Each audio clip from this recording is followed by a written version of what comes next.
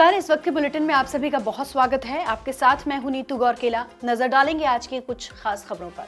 सबसे पहले बात करेंगे परीक्षा पे चर्चा की। जी हां, देश के प्रधानमंत्री नरेंद्र मोदी आज परीक्षा पे चर्चा करने वाले हैं कि छात्रों को किस तरीके से परीक्षाओं को मनोरंजक पूर्ण बनाना है और तनावपूर्ण रहना है। इसको लेकर पीएम मोदी अपनी तरफ से छात्रों को टिप्स देंगे। प्रधानमंत्री नरेंद्र मोदी ने कहा है कि वो परीक्षा पे चर्चा में छात्रों का बेसब्री से इंतजार कर रहे हैं। उन्हें परीक्षाओं को मनोरंजक और तनाव मुक्त बनाने से संबंधित पिछले पीपीसी कार्यक्रम के विषय और व्यावहारिक सुझाव भी साझा किए। प्रधानमंत्री ने शनिवार को सोशल मीडिया पर पोस्ट किया, मैं परीक्षा के तनाव को दूर करने के तरीकों पर सामूहिक रूप से रणनीति बनाने के लिए परीक्षा योद्धाओं की सबसे यादगार सभा परीक्षा पे चर्चा का उत्सुकता से इंतजार कर रहा हूं।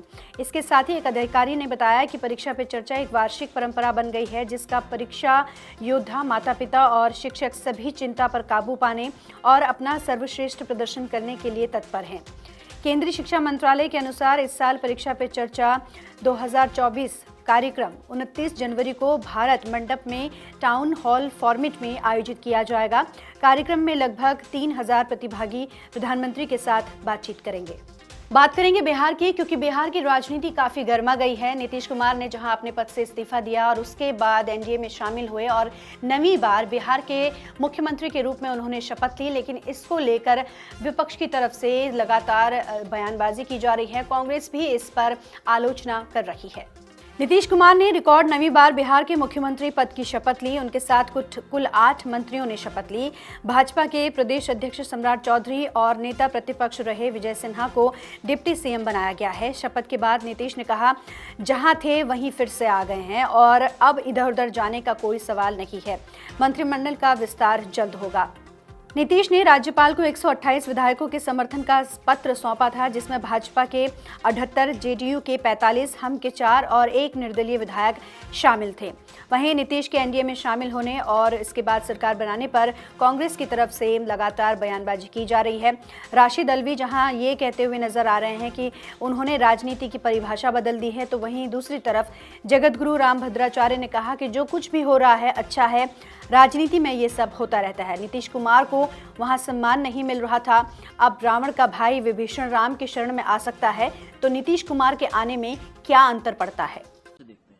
देखिए, नीतीश कुमार जी ने राजनीति की नई परिभाषा बताई है देश के लोगों को, और जो कुछ बिहार के अंदर हो रहा है, मैं किसी को दोष नहीं देना चाहता, लेकिन इतना जरूर कहना चाहता हूं कि देश के लोग राजनीतिज्ञों पर भरोसा करना और यकीन करना छोड़ देंगे। देश के लोगों को राजनीतिज्ञों पर, राजनीतिक दलों पर कोई भरोसा नहीं रहेगा। वो कोई भी बात कहें, कोई भी वादा करें, उन वादों का कोई मतलब नहीं रह जाएगा। अच्छा है जो कुछ हो रहा है, सब राजनीति में यही सब होता रहता है। अब आगे बताइए। क्योंकि नीतीश को वहां सम्मान नहीं मिल रहा था, वो तो पलटू राम ही है, तब अब वह सही राम जी के साथ, राम जी के चरणों में पलट गए। जब रावण का भाई विभीषण राजनीति में राम जी के शरण में आ सकता है, तो नीतीश के आने में क्या अंतर पड़ता है?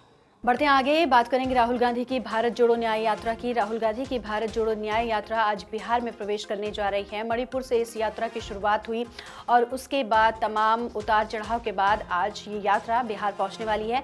राहुल गांधी की यात्रा पहले हिंदी भाषी राज्य में होने जा रही है। वहीं दूसरी तरफ इसको दूसरे एंगल से भी जोड़कर देखा जा रहा है, वो ये कि नीतीश कुमार के इस्तीफा देने के अगले ही दिन राहुल गांधी की ये भारत जोड़ो न्याय यात्रा बिहार में पहुंच रही है। 29 जनवरी को राहुल गांधी भारत जोड़ो न्याय यात्रा के साथ किशनगंज के बाद अररिया पहुंचेंगे। इसको लेकर बिहार कांग्रेस के नेताओं ने पूरी ताकत झोंक दी है। यही कारण है कि बिहार में हुए सत्ता परिवर्तन से इधर पार्टी के सभी विधायक, सांसद और एमएलसी पूर्णिया में कैंप कर रहे हैं। राहुल गांधी की यात्रा बिहार बंगाल बॉर्डर किशनगंज के फरहान गोला चौक सुबह 9 बजे पहुंचेगी और इसके बाद से आगे का कार्यक्रम शुरू किया जाएगा। न्याय यात्रा को लेकर पूरा शहर बैनर पोस्टर से पट चुका है। कांग्रेस के स्थानीय नेताओं ने पूरे शहर में स्वागत के लिए तोरण द्वार और इसके साथ ही बड़े बड़े होर्डिंग लगाए हैं। जानकारी के मुताबिक राहुल गांधी अपनी यात्रा के तहत रात्रि विश्राम यादव कॉलेज में करेंगे। आयोजन कमेटी के मुताबिक राहुल गांधी की भारत जोड़ो न्याय यात्रा दिन के 3 बज के करीब शहर के 0 माइल पहुंचेगी, जो कि अस्पताल रोड, चांदनी चौक और इसके साथ ही अन्य इलाकों से होकर आगे की तरफ गुजरेगी। 22 जनवरी को अयोध्या में रामलला के प्राण प्रतिष्ठा का कार्यक्रम हो गया और इसके बाद से ही मंदिर के जो द्वार हैं दर्शन के लिए भक्तों के लिए खोल दिए गए हैं। हर रोज लाखों की संख्या में यहाँ पर भक्त पहुंच रहे हैं। वहीं भारी भीड़ को लेकर प्रशासन की तरफ से भी कड़े इंतजाम किए गए हैं कि किसी भी तरीके से कोई अनहोनी ना हो या फिर भक्तों को किसी भी तरीके की कोई परेशानी ना आए, इसका पूरा ख्याल प्रशासन की तरफ से रखा जा रहा है। अयोध्या में रामलला के दर्शन के लिए भक्तों का उत्साह कम नहीं हो रहा। शनिवार को सुबह हल्का कोहरा देखा गया, लेकिन इसके बावजूद भी श्री राम जन्मभूमि मंदिर में रामलला के दर्शन के लिए श्रद्धालु पहुंच रहे हैं। शुक्रवार की बात करें तो रामलला के दर्शन को पहुंचने वाले लोगों की संख्या 3 लाख से ज़्यादा बताई गई। सुरक्षा के भी चाक चौबंद प्रबंध किए गए हैं। वहीं अयोध्या जोन के आईजी प्रवीण कुमार ने बताया कि यहाँ भारी संख्या में लोग पहुँच रहे हैं। कल भी 3 लाख से ज़्यादा लोग दर्शनों के लिए पहुँचे और साथ ही साथ भक्तों में भी काफ़ी उत्साह देखने को मिल रहा है। भारी ठंड और इसके साथ ही कोहरे के बावजूद भी सरयू नदियों में भक्त डुबकी लगा रहे हैं। वहीं रामलला के दर्शनों के लिए भी आतुल नजर आ रहे हैं। दिल्ली से पद यात्रा करके आया था, क्योंकि मेरे मन में इच्छा थी प्रभु श्री राम का मंदिर बनेगा तो मैं पद यात्रा करके जाऊंगा। कितना दिन लगा यहाँ आने में? मुझे दिल्ली से आने में 23 दिन लग गया, 23-24 दिन। तो प्रभु श्री राम का दर्शन हो गया? हाँ, बहुत अच्छे ऐसे दर्शन हो गए कि बस अभी रोज दर्शन ही करने का मन करता है, यहाँ से जाने का दिल करता ही नहीं है। अब 23 तारीख को यहाँ पहुंचा था, जब से अब जाने का दिल ही नहीं कर रहा। घर वाले बुला रहे हैं, लेकिन बस अभी दिल यही लगा हुआ है राम जी के साथ। तो ये अयोध्या में दिल लग गया है? दिल लग गया है। तो कब तक रहेंगे अयोध्या में? जब तक प्रभु श्री राम चाहेंगे। अब सेवा करते हैं यहाँ पे, भंडारे में सेवा करते हैं, वैसे लोगों की सेवा करते हैं, प्रभु के रोज दर्शन करते हैं। तो दिल्ली से अयोध्या चले, अब यही बस गए? बस ऐसा लगता है कि मैं यही का बासिंदा हूँ, ऐसा लगता है, यही का रहने वाला हूँ, ऐसा महसूस होता है। इतना प्रेम आता है कि बस जाने का दिल नहीं करता यहाँ से। तो मंदिर डेली जाते हैं दर्शन करने? हाँ, लगभग डेली जाता हूँ। बढ़ते आगे बात करेंगे राजधानी दिल्ली की। राजधानी दिल्ली के नजफगढ़ के एक सरकारी अस्पताल में एक ऐसा मामला देखने को मिल रहा है जिसको सुनने के बाद आप भी हैरान रह जाएंगे। जी हाँ, डॉक्टरों की कमी की वजह से यहाँ पर जो नर्सिंग स्टाफ है वो गर्भवती महिलाओं की डिलीवरी करा रहा है। इसको लेकर सवाल भी उठाए गए कि आखिर सीनियर डॉक्टरों की नियुक्ति यहाँ पर कब की जाएगी। हालांकि 6 महीने का वक्त बीत चुका है इस अस्पताल को बने हुए, लेकिन अभी तक यहाँ पर सीनियर लेवल के डॉक्टर नहीं है, जिसकी वजह से जो नर्सिंग स्टाफ है वो ही गर्भवती महिलाओं की डिलीवरी करा रहा है। नजफगढ़ में ग्रामीण स्वास्थ्य शिक्षण केंद्र यानी कि RHTC अस्पताल में गर्भवतियों की डिलीवरी नर्सिंग स्टाफ के भरोसे चल रहा है। वरिष्ठ डॉक्टरों के अभाव में केवल आपातकालीन स्थिति में ही गर्भवती महिला को अस्पताल में भर्ती किया जाता है। इन महिलाओं की डिलीवरी नर्सिंग स्टाफ करवाते हैं। मौजूदा समय में अस्पताल में एक स्त्री एवं प्रसूति रोग विभाग में प्रोफेसर सहायक प्रोफेसर वरिष्ठ डॉक्टर नहीं है। ऐसे में महिलाओं को दूसरे अस्पताल में रेफर करना पड़ता है। डॉक्टरों की माने तो इस अस्पताल को एम्स के रेफरल अस्पताल के तौर पर विकसित किया गया है।